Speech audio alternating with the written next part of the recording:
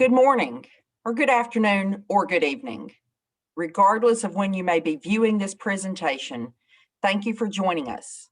Today, Dr. Baker and I will discuss the results of the survey conducted in March 2019 to gauge Alabama nurses' understanding of the laws and rules regulating nursing practice, otherwise known as regulatory policy.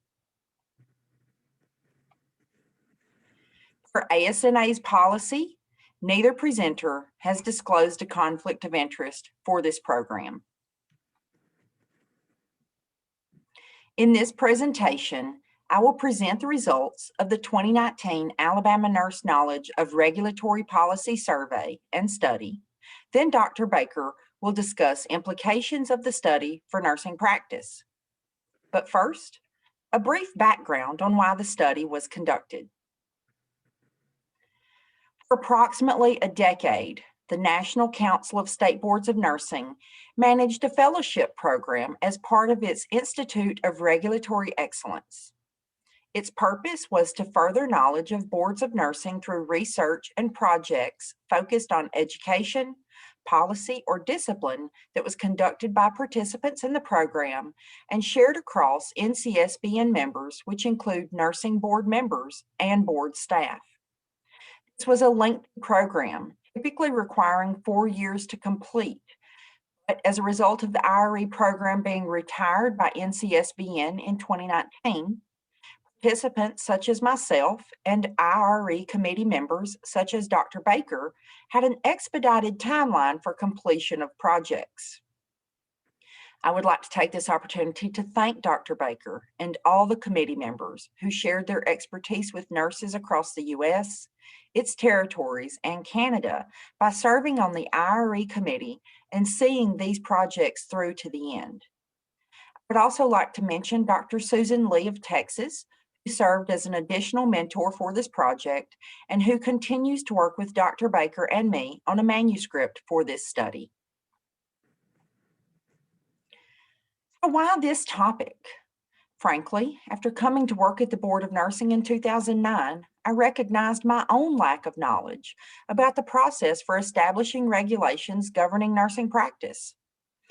I was curious about whether other nurses also lacked knowledge of regulation or if they just preferred to be less involved in regulatory policy than they could be.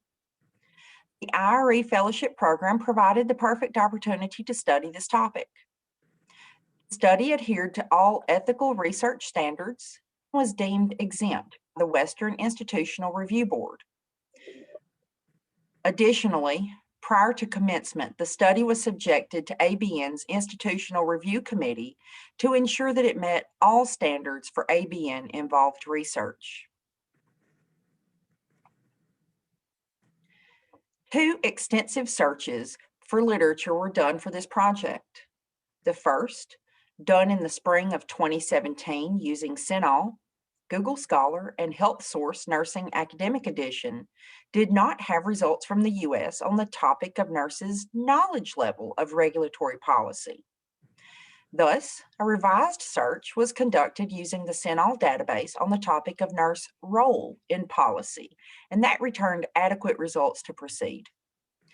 Themes developed from this literature review were funding, access and disparities as social determinants of health, patient benefit and values, and nurse involvement in policy. This final theme is where the topic fit, and the lack of literature describing U.S. nurses' knowledge level of policy was a gap that this study sought to close. The purpose of this study was to relate knowledge of the process of creating and belief in the ability to influence laws governing nursing practice to the types and ways to impact those laws by actively licensed nurses in Alabama. This was a cross-sectional survey quantitative study. The survey tool was pilot tested prior to being emailed to all nurses who had an active license in March 2019. Approximately 97,000 nurses were invited to participate, with just over 5,700 providing responses to some study questions. Now let's look at some specific results. First question was intended as an attention grabber, although it was not the purpose of the study. The question likely was biased by use of the terms adequate and quality in the response choice shown in blue on the slide. The question also did not allow the nurse to elaborate on the other response choice, which accounted for 14% of responses. For these reasons, this question could serve as a foundation for future study. This was the second question on the survey and ties directly into the study topic. It is important for nurses to know how they can engage with policymakers. Based on the results of this question, that is clearly not an issue, since 95% of nurses agreed or strongly agreed that their most valuable asset in the development of laws and rules governing nursing practice can be sharing their personal clinical experiences regarding how barriers affect patients. An example of this would be if an entity sought to enact policy prohibiting RNs from placing peripherally inserted central catheters or PICCs. This skill has successfully been performed by RNs with appropriate training for years in accordance with a standardized procedure. Standardized procedure rule would be the regulatory policy impacting nurses, and if nurses do not have knowledge of the process of how and when to participate in the rulemaking process, patient care could suffer. Now, this is a very generalized example of nursing regulatory policy. However, nurses can have a significant impact if they are engaged with policymakers at all levels. What if, for example, a state or federal policy lawmaker wanted to allow anyone with a high school diploma to perform PICC line insertion? I think nursing would and should have a lot to say about that. So one of the things this study sought to identify is whether nurses had knowledge of nursing regulatory policy and how much they believed they could influence it. Concern was that if nurses did not have knowledge of the laws regulating nursing practice, they would likely be unable to impact them. There were also questions regarding nurses' lack of knowledge of their own regulations and how this would equate to involvement with other regulations and policy setting.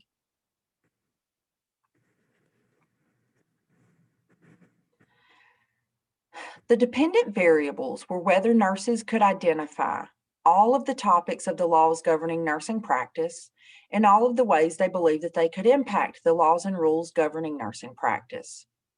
All responses for both questions were correct, so nurses who did not select all the options for both questions were considered to have a knowledge deficit and were included in additional analyses and their relationship to the independent variables, which are on the next slide. Question 3, the option selected by nurses as being part of the laws governing nursing practice with the fewest number of responses was the scholarship and loan programs. The responses with the most answers were RN and LPN scope of practice. Notably, on question 5, only one response, voting in elections, was selected by 80% of nurses as a way to impact laws and rules governing nursing practice. The fewest number, 66.5% of nurses, felt they could contact the ABN on issues on which they disagree. Now remember this content on this slide because we're going to refer to it on some future slides. There were 7 independent variables in this study. The 2 of primary interest are shown on this slide, and they were the nurses' belief in their ability to influence laws governing nursing practice and their knowledge of the process of creating laws and rules regulating nursing. You can see in the chart on the left for question 4 that just over 70% of nurses believe in their ability to influence the laws for nursing practice. In contrast, just over 84% report limited to no knowledge of the process of creating laws that govern nursing practice. This is concerning because although nurses believe they can influence the laws, they aren't quite sure where or how to do it. The remaining 5 independent variables were the demographic questions. Let's look at those results next. In terms of demographic and social factors, participants could choose one of 6 categories to indicate their age. The average participant was in the 4th category, which represents the 46 to 55 age group. The average level of education was between the 2nd and 3rd category, which corresponds to the level between an associate's degree and a bachelor's degree. Descriptive statistics on social factors examined in this study show that 35% of participants work at a rural location, 75% of participants were white Caucasian, and 9% of participants were male.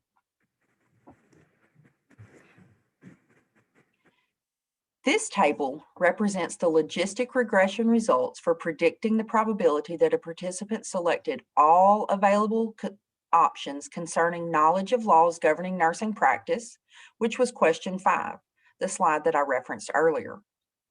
So it shows us how the nurse's age, education level, and other demographics factored into their response.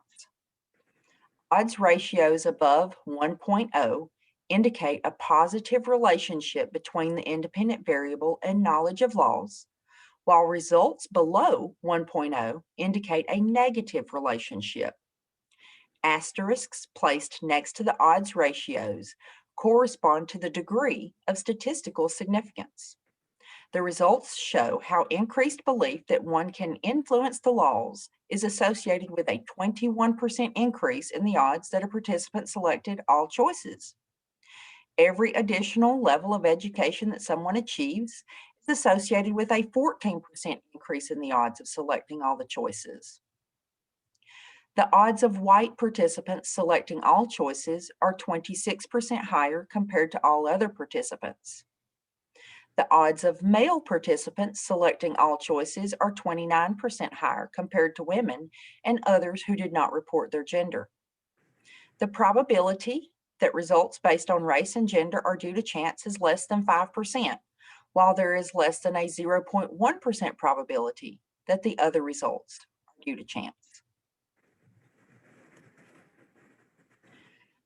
This table presents the logistic regression results for predicting the probability that a participant selected all available options concerning their ability to impact the laws governing nursing practice, which was question 3. Again, that slide that I referenced earlier. So it shows us how the nurse's age, educational level, and other demographics factored into their response. An increase in the participants' knowledge about the laws is associated with a 40% increase in the odds that a participant reported all options for impacting the laws are available to them. An increase in age level is associated with a 9% increase in the odds that a participant selected all the choices. Every additional level of education that someone achieves is associated with a 25% increase in the odds of selecting all the choices. The odds of white participants selecting all choices are 43% higher compared to all other participants. The odds of male participants selecting all choices are 28% lower compared to women and others who did not report their gender. For each of the statistically significant findings, there is less than a 0.1% probability that the results are due to chance. Now, here's Dr. Baker to discuss the implications of this study for nursing practice. Thank you, LaDonna, for a very informative description of the Alabama Board of Nursing survey. So now let's discuss the so what question that follows every research question. Thinking back to the dependent variable, ways that I can impact laws and rules governing practice, has many implications for nursing practice. So let's look at each of the options that were available on the survey. Submitting comments on proposed rule changes. So rule changes, with the exception of emergency rules.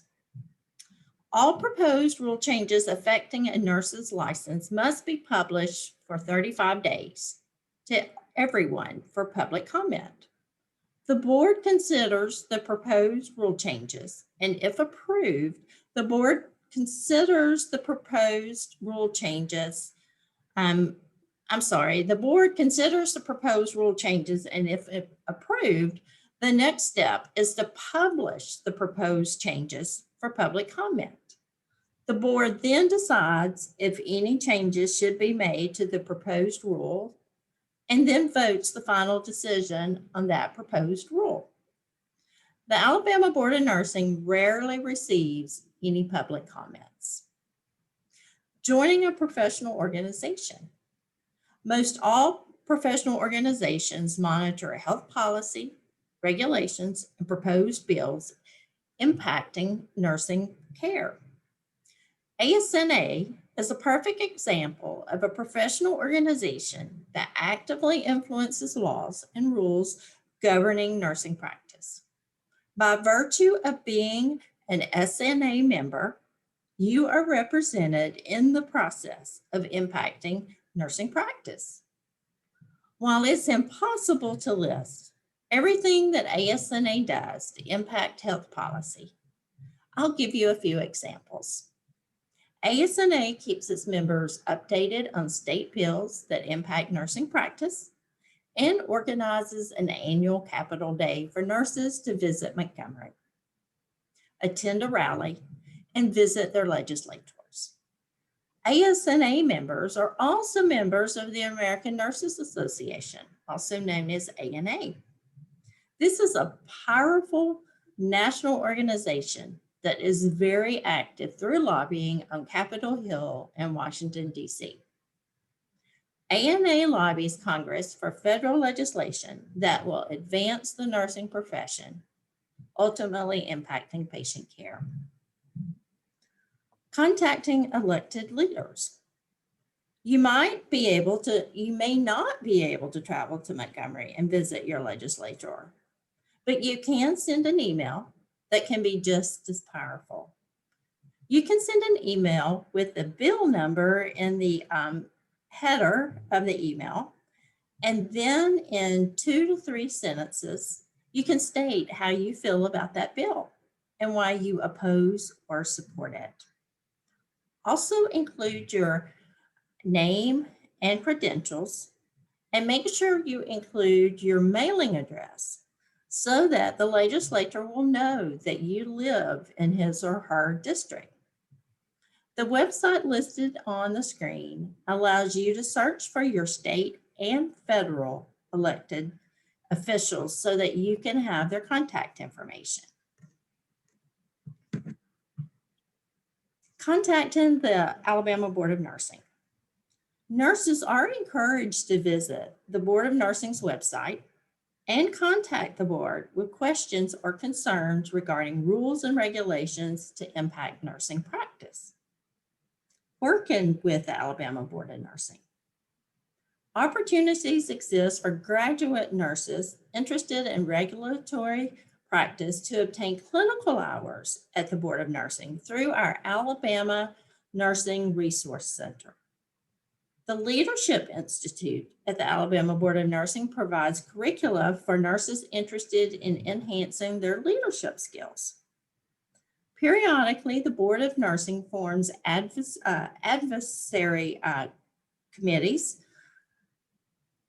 and those would be posted on the website for possible opportunities by nurses. Voting in elections. Every nurse should participate in local, state, and federal elections. Our elected officials are responsible for passing and blocking health-related bills. It is important to vote for candidates that you think will represent our profession's best interests. Now, revisiting one of the earlier slides, I want to briefly look at the implications and link those to some of the independent variables in this study. 70% of the study responders stated that they agreed or strongly agreed that nurses have the ability to influence laws governing nursing practice. Yet 84% of the responders stated that they had limited or no knowledge of the process of creating laws and rules regulating nurses. I hope that the practical examples that I have shared will empower you to become more engaged, recognizing that you do have a voice in the process of creating laws and regulations governing the nursing practice.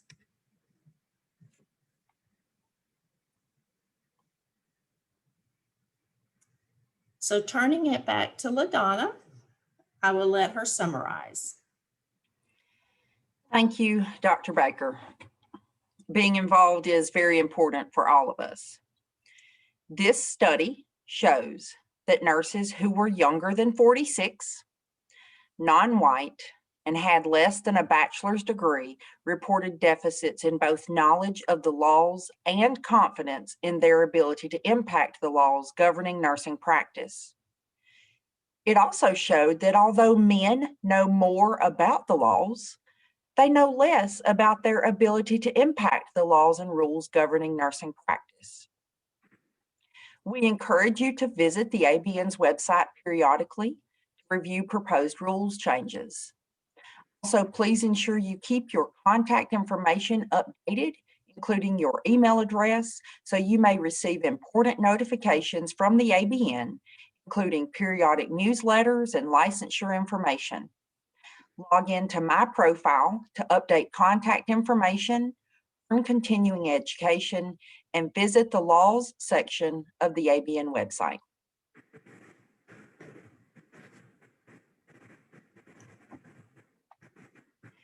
Thank you, ASNA, for hosting this event and providing us the opportunity to share the results of this study.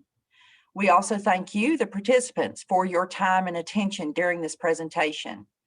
We respect your opinions and value your input, so please take the opportunity to provide feedback on this presentation by completing the evaluation.